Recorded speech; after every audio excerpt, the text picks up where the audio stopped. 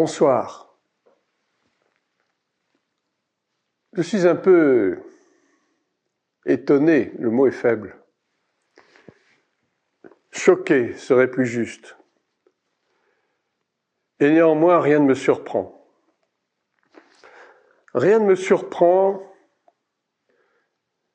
à l'heure à laquelle nous vivons, dans ces temps troublés, difficiles, et qui ne vont pas en s'améliorant, nous le savons déjà. Mais enfin, nous ne sommes pas là pour faire un panorama pessimiste de ce monde qui s'en va à la déroute petit à petit. Mais nous sommes plutôt là pour vous encourager, les uns et les autres qui écoutez ce message. Je suis un peu étonné, disais-je, bien que le mot soit faible, du manque de maturité de beaucoup de chrétiens. Mais alors, manque de maturité, ça va chercher loin. Est-ce que les chrétiens seraient devenus par hasard des crétins ? Vous allez me dire que je vais fort un peu dans mon jugement. Ce n'est pas un jugement. Les chrétiens sont-ils en train de devenir crétins ? Et de leur côté, les pasteurs sont-ils en train de devenir des imposteurs ? On peut se poser la question. Quand nous examinons un petit peu les commentaires sous certaines vidéos d'enseignants, enfin de ceux peut-être qui se prennent pour des enseignants et qui ne le sont pas forcément, ou d'hommes de Dieu, quels qu'ils soient, apôtres, pasteurs, évangélistes, tout ce que vous voulez, c'est un peu étonnant de voir combien les gens raisonnent d'une façon charnelle et terrestre par rapport à ce qui se passe aujourd'hui dans ce monde.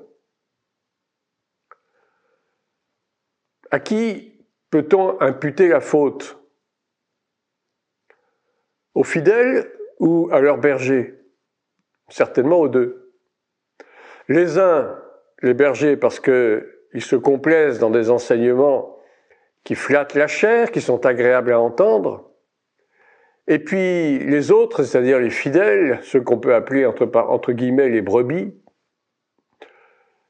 qui sont heureux d'entendre des choses qui leur font plaisir, qui sont heureux d'entendre que finalement le péché n'a plus grande importance dans le monde, puisque de toute façon Dieu nous aime, Dieu est amour, donc Dieu peut passer l'éponge sur bien des choses. Quel raisonnement trompeur! Nous ne sommes pas étonnés puisque nous vivons dans un monde de séduction. Je dirais séduction avec un grand S. Et Satan, le maître de la séduction, le maître du mensonge, le père du mensonge même, est à l'œuvre, et même plus qu'à l'œuvre. Il redouble d'ardeur dans son travail, de sape, pour distiller de faux enseignements, de fausses doctrines, de faux raisonnements. Et beaucoup de chrétiens sont contents de ça. Ils laissent faire et ne cherchent même pas à distinguer le vrai du faux, le bon du mauvais. Tout est bon à prendre. Soyons tolérants, puisque Dieu est amour, aimons-nous les uns les autres. Ne faisons pas de différence. Oui, tu vis dans l'adultère, mais après tout, Dieu te pardonne. Oui, tu vis dans la drogue, mais attends, prie le Seigneur, il va t'aider. Mais en attendant, continue à aller à l'église, continue à prêcher, et puis Dieu te pardonnera de toute façon, puisque tu es sauvé. Puisque la Bible dit que lorsque nous confessons Jésus-Christ de nos bouches et que nous croyons dans nos cœurs, nous avons la vie éternelle, nous sommes sauvés. Sauvés pour toujours, quoi qu'il arrive, quoi que nous fassions, quoi que nous pensions. Que d'illusions, que de tromperies. Quand je vois notamment, j'aime bien parler de l'actualité, puisque tout de même, l'actualité nous apprend beaucoup de choses. Lorsque je vois avec quel zèle le nouveau président des États-Unis, M. Donald J. Trump, est en train de tout faire, de dépenser une énergie incroyable pour tenter de ramener la paix partout où les conflits existent, ça et là, en Ukraine, en Palestine. Ah non, mais écoutez, je suis terriblement surpris. Surpris, et en même temps, je sais que cela cache beaucoup de choses qui sont bien plus ténébreuses. Et là où je suis vraiment dérangé, c'est de voir que beaucoup de chrétiens applaudissent à tout rompre ce second mandat de M. Trump, comme si c'était lui-même le Messie. Mais attendez, c'est incroyable, je rêve. Mais relisons les prophéties. 2 Thessaloniciens 2 nous le dit encore. Et Paul parlait déjà de ça à l'époque, il y a plus de 2000 ans. Il faut que l'apostasie soit arrivée auparavant et qu'on ait vu paraître l'homme du péché, le fils de la perdition. Celui qui va s'asseoir dans le 3e temple quand il sera reconstruit, et ça ne va pas durer, dans quelques années au plus, se proclamant lui-même Dieu, il fera cesser le sacrifice et l'offrande, il va blasphémer le Dieu des cieux qui a créé toutes choses, il va se proclamer lui-même Dieu. Et les Juifs qui auront été séduits, eux aussi, vont tomber de très haut quand ils vont voir cet homme imposteur. Ils vont être tellement déçus qu'ils vont se rebeller contre lui et seront massacrés à tour de bras. Bon, nous n'en sommes pas encore là, mais les choses avancent petit à petit. Et je redis que l'avènement, le second, si on peut employer ce terme qui n'est pas très approprié, mais enfin, ce second pouvoir, ce second mandat de M. Trump, tout simplement est en train de fabriquer ce que la Bible appelle la fausse paix, la fausse sécurité. Tout ça pour faire le lit de l'Antéchrist. Il est en train de préparer le chemin comme Jean-Baptiste a préparé le chemin du Christ. M. Trump est un nouveau Jean-Baptiste, entre guillemets. Alors d'aucuns disent, oui, c'est aussi un nouveau Cyrus. C'est vrai, il a été Cyrus. Dieu se sert de lui, c'est indéniable. Que ce soit pour le bien, que ce soit pour le mal, Dieu se sert de lui. Dieu se sert de lui comme il se sert de tous les hommes. Ils ont des missions à accomplir et M. Trump a une mission à accomplir, celle de faire venir l'Antéchrist sur la scène internationale. Alors je suis effondré et attristé de voir que des chrétiens, même des serviteurs de Dieu, même connus, applaudissent M. Trump. Il est chrétien, il croit en Jésus, il a proclamé Jérusalem, capitale d'Israël, indivisible. Oui, tout cela est bel et bon, c'est vrai. Jérusalem devra être la capitale d'Israël, unie et indivisible, lorsque Christ lui-même régnera en son sein, c'est-à-dire pendant son règne millénaire, après les 7 ans de la tribulation. Je ne vais pas revenir sur tous les détails, mais enfin, relisez vos Bibles, j'insiste. Fini les amalgames, fini les mélanges à tout va, où finalement on ne sait plus ce qui est vrai, on ne sait plus ce qui est faux.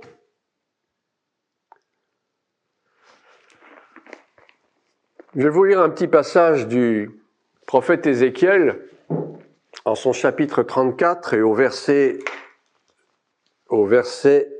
10.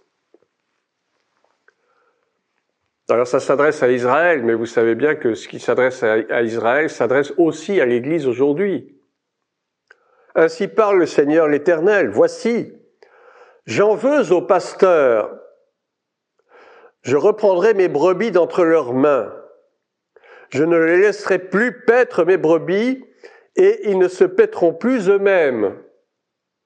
Je délivrerai mes brebis de leur bouche, et elles ne seront plus pour eux une proie. Verset 11. Car ainsi parle le Seigneur l'Éternel. Voici, j'aurai soin moi-même de mes brebis, et j'en ferai la revue. Comme un pasteur inspecte son troupeau quand il est au milieu de ses brebis éparses, ainsi je ferai la revue de mes brebis et je les recueillerai de tous les lieux où elles ont été dispersées au jour des nuages et de l'obscurité. Je les retirerai d'entre les peuples, je les rassemblerai des diverses contrées et je les ramènerai dans leur pays. Je les ferai paître sur les montagnes d'Israël, le long des ruisseaux et dans tous les lieux habitée du pays. Ce qui s'adresse à Israël pour les temps futurs, et pas si éloignés que cela, s'adresse aujourd'hui à l'Église. L'Église de Jésus-Christ est en très mauvaise passe actuellement, à cause de ces faux pasteurs, faut-il le dire, qui mènent les fidèles à la ruine et à l'apostasie précisément. On nous parle d'un grand réveil mondial. Ça, je l'ai entendu, je ne sais combien de fois, peut-être une dizaine de fois depuis une semaine ou deux, que il m'arrive d'aller dans les réseaux sociaux comme tout un chacun, parce qu'il y a quand même des bonnes choses. Il n'y a pas que des choses diaboliques, entre guillemets, comme disent les religieux. Tout n'est pas de Satan, n'exagérons pas. Il y a des bonnes choses à prendre aussi, mais il y a également des mauvaises choses auxquelles il faut prendre garde, faire attention. On nous parle d'un grand réveil mondial, particulièrement pour la France. La France va être la figure de proue d'un grand réveil mondial en Occident. Écoutez, je vais vous dire franchement ma pensée, je n'y crois pas. Je n'y crois absolument pas. Il y aura un réveil mondial, certes, lorsque Christ viendra régner à Jérusalem. Oui, il y aura un grand réveil mondial. Disons qu'il peut y avoir, au mieux, un éveil des consciences devant l'inéluctable qui est en train de se produire pas à pas. Il y aura un réveil des consciences, oui, c'est vrai. Parce que, et nous prions pour cela, et je vous engage aussi à prier pour cela, que nos frères et sœurs chrétiens qui sont encore dans l'obscurité ou qui y sont retombés, après avoir été éclairés, mais sont retombés dans l'obscurité parce qu'on leur a appris des choses fausses. En même temps qu'on les a mis dans une sorte de peur de l'avenir, de terreur des événements, alors que tel ne doit pas être notre cas. Nous n'avons pas à avoir peur des événements. Nous sommes des fils et des filles de Dieu. Et nous n'avons pas à craindre le futur. Au contraire, nous devons nous réjouir de ce qui se passe. Parce que l'heure de notre délivrance approche à grands pas. Et même si nous devons passer par un moment difficile, par un moment de tribulation, parce que l'Église n'échappera pas complètement à la tribulation, ce serait trop facile. Nous devons nous glorifier le Seigneur et nous réjouir de cela. Mais beaucoup de chrétiens n'ont pas encore cet éveil de conscience. Ils sont encore là à s'illusionner eux-mêmes. Un grand réveil mondial. Vous vous rendez compte? Mais qu'est-ce que dit la parole de Dieu? Il faut que l'apostasie arrive auparavant. Nous sommes déjà dans une époque d'apostasie, que ce soit aux États-Unis, que ce soit en Angleterre, que ce soit en Europe. Les chrétiens des pays de l'Est sont beaucoup plus éveillés, croyez-moi. Il y a une multitude de musulmans qui se convertissent au Seigneur Jésus-Christ. Mais au contraire, en Occident, eh bien, il y a de plus en plus de défections. De plus en plus de chrétiens baissent les bras. Oh, on va plus aux réunions, non, on va plus à l'église. De toute façon, on va rester chez nous, bien confinés, et puis on va lire notre Bible, etc. Je ne dis pas qu'il faille rester dans des églises qui ne prêchent pas la vérité. Bien sûr, il faut sortir du milieu d'elles. Je ne parle même pas de l'église vaticanesque, qui, elle, est dans l'apostasie depuis l'édit de Milan en 313, promulgué par Constantin Ier. C'est à ce moment-là que l'Église chrétienne est devenue Église catholique, universelle, une Église d'État, une religion d'État. Et c'est ce que l'Antéchrist va faire à son tour. Il va créer une religion d'État, une religion mondiale, auquel beaucoup de chrétiens vont adhérer, malheureusement. Tout ça parce que leur conscience est encore obscurcie par les choses de la terre. Par des prédications qui font du bien à entendre. Il faut absolument qu'il y ait un réveil des consciences des chrétiens aujourd'hui. Non, il n'y aura pas de grand réveil mondial. Nous sommes dans une période d'apostasie. Comment voulez-vous qu'il y ait à la fois un réveil mondial dans un monde apostat? C'est un non-sens. Ça se contredit. Ça ne peut pas avoir lieu. Oui, il y aura un réveil des consciences, c'est-à-dire que les chrétiens individuellement vont finalement prendre conscience que ce temps est un temps difficile, qu'il y a urgence à se remettre en règle avec le Seigneur, à se repentir de ses péchés, à se débarrasser des boulets ou des vieilles casseroles qui nous retiennent encore prisonniers des choses de ce monde. Oui, c'est ça, un réveil des consciences. Là, je suis d'accord. Mais arrêtez de me parler d'un grand réveil mondial, c'est complètement hors de sens. L'Éternel Dieu dit: j'en veux à ces pasteurs qui mettent les brebis sous un joug que eux-mêmes ne sont même pas capables de porter. Sachez que dans les mois et années à venir, la plupart des ministères d'église vont disparaître. Et je dis ça, le Seigneur me met à cœur depuis plusieurs jours de le dire. Et je sais que ça peut paraître un peu hardi de ma part, mais les grands ministères des grandes églises vont disparaître. Et ça touchera particulièrement les églises où ne sont prêchées que des doctrines de prospérité, des doctrines de bien-être, des doctrines de tout va bien. Et puis des églises où des pasteurs sont des fauteurs de troubles, des pasteurs qui divorcent, qui se remarient, des scandales de toutes espèces, de tous ordres dans certaines assemblées. Et le Seigneur va susciter petit à petit des églises de maison, des églises à format réduit, des églises de tout au plus 10, 12 personnes, peut-être 15 au grand maximum. Le Seigneur ne veut plus de ces grandes assemblées. Il n'en veut plus parce que, au milieu de ces grandes assemblées, il y a du désordre, il y a de l'impiété, il y a de l'insoumission au Seigneur. Je ne parle pas de soumission au pasteur, parce que ça aussi, c'est un peu la tarte à la crème aujourd'hui dans les églises. Soyez soumis au pasteur. Ah bon? Mais si je suis soumis au pasteur, lui, il est soumis à qui? Tout ça n'a aucun sens. Les hommes de Dieu, on doit les respecter, on doit les honorer pour le travail qu'ils font, à condition qu'ils soient dans la droite ligne, évidemment. On doit les honorer à cause du travail, à cause du mandat divin qu'ils ont reçu. En tout cas, je parle pour les vrais, pour ceux qui sont authentiquement appelés par le Seigneur, pas pour les autres qui s'autoproclament et qui font du mauvais travail et qui envoient les gens en enfer par milliers. J'en veux au pasteur, dit l'Éternel des armées. Et il nous dit qu'il va les reprendre de sa main. Comme un pasteur inspecte son troupeau quand il est au milieu de ses brebis éparses, ainsi je ferai la revue de mes brebis et je les recueillerai de tous les lieux où elles ont été dispersées au jour des nuages et de l'obscurité. Des milliers, des dizaines de milliers de chrétiens ont été abusés dans les églises. Abusés même physiquement, pas seulement spirituellement ni mentalement, mais aussi physiquement.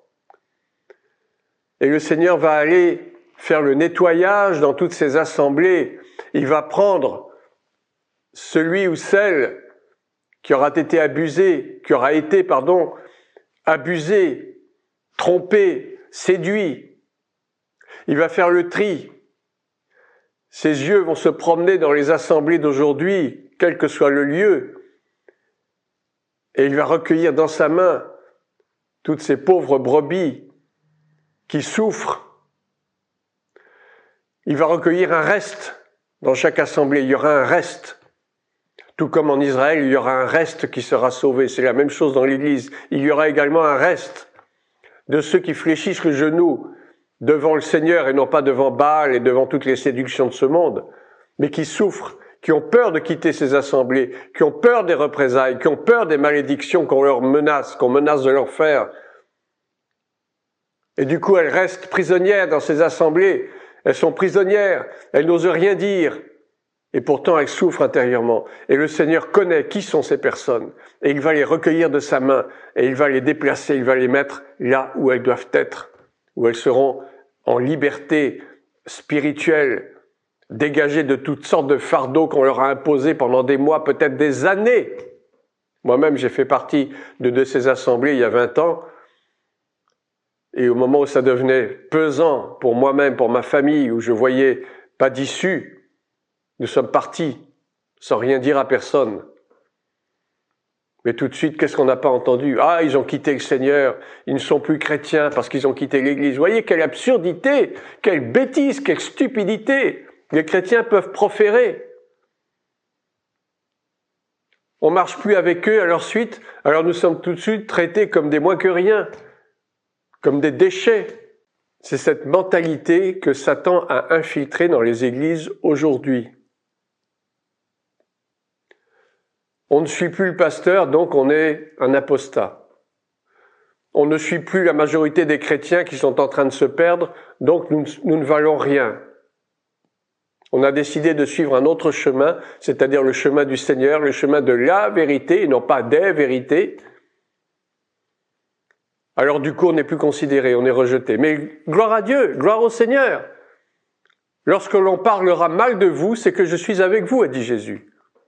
Vous serez haïs de tous à cause de mon nom. Alors soyons haïs, soyons rejetés, soyons détestés, c'est là ce qui fait notre gloire.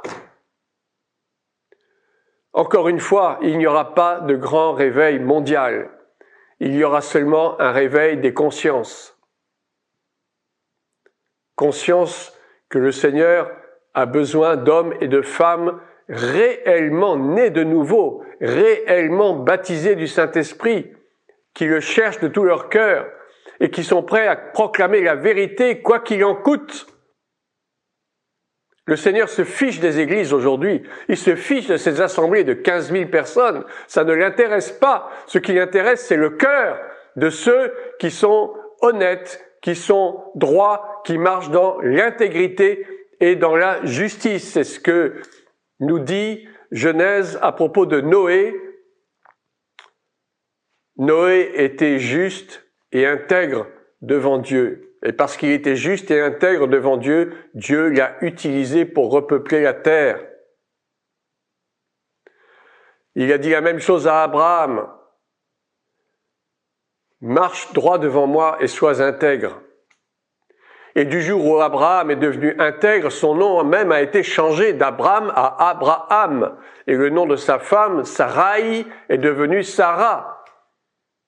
Mais il a fallu qu'il marche d'abord dans l'intégrité, qu'il prouve à Dieu qu'il était prêt à le suivre de toutes les façons possibles, quoi qu'il en coûte, jusqu'à l'épreuve suprême où Dieu lui a demandé son fils aimé, Isaac, pas son premier-né, puisque c'était Ismaël le premier-né, mais celui de la promesse, le fils de la promesse. Et c'est là que, avec ce test, Dieu a vu la sincérité de la foi d'Abraham. Il a jugé de l'intégrité de cet homme. Et à cause de cela, les promesses se sont réalisées, les bénédictions se sont réalisées dans la vie d'Abraham et de sa postérité, bien qu'il n'ait pas tout vu. Mais c'était pour les générations à venir jusqu'à aujourd'hui. L'intégrité et la justice doivent faire partie de notre quotidien aujourd'hui, vous tous qui m'écoutez dans cette vidéo. Intégrité et justice, entièreté, arrêtez les fourberies, arrêtez les faux semblants, arrêtez les mensonges, les choses équivoques, ambiguës.